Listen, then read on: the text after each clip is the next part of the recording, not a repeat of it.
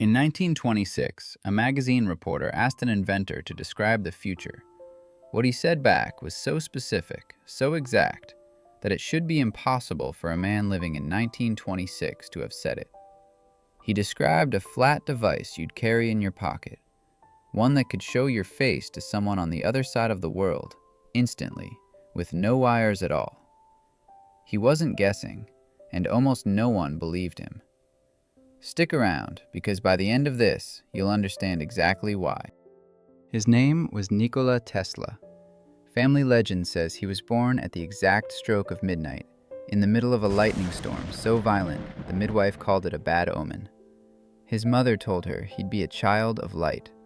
Nobody in that room had any idea how literally that would come true. When Tesla was 5, he watched his older brother Daniel die in a riding accident. He never fully recovered from it.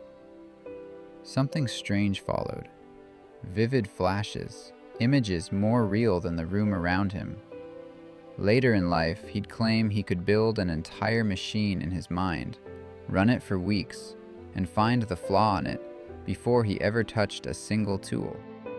In 1884, Tesla stepped off a boat in New York with 4 cents in his pocket and a letter of introduction calling him the other great man of electricity. It was addressed to Thomas Edison. Edison hired him, and according to Tesla's own later account, promised him $50,000 to redesign his generators. When the work was done, Edison brushed it off as American humor. Tesla walked out with nothing. So Tesla took his ideas to Edison's biggest rival, George Westinghouse. Together, they bet everything on alternating current, AC, against Edison's DC. It got ugly fast. Edison publicly staged animal electrocutions just to scare people away from AC. He lost anyway.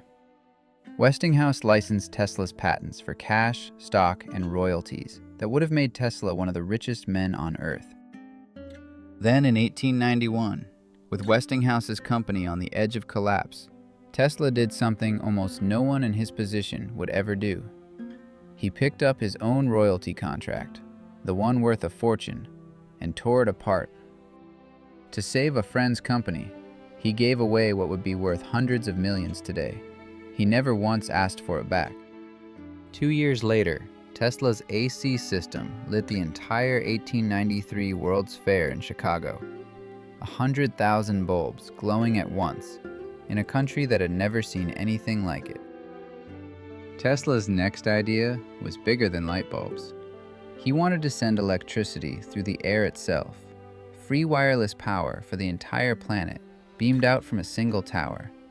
He actually built it, Wardenclyffe. And then the money ran out. Investors backed away. The tower was eventually sold for scrap just to cover his debts. From there, Tesla's life got smaller. Hotel room to hotel room, always behind on rent, always still inventing, just with no one left willing to pay for it. In his final years, he found something to love in an unlikely place, a white pigeon that visited his hotel window night after night. He'd later say he loved that bird the way a man loves a woman, and that as long as he had her, his life still had a purpose.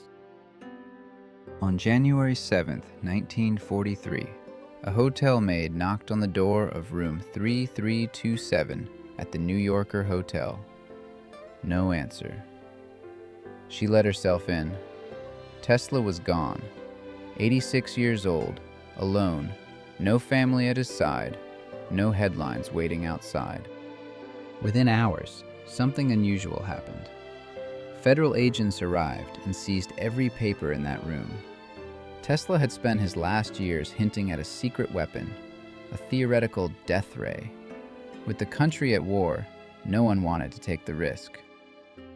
An MIT engineer later reviewed everything and found nothing.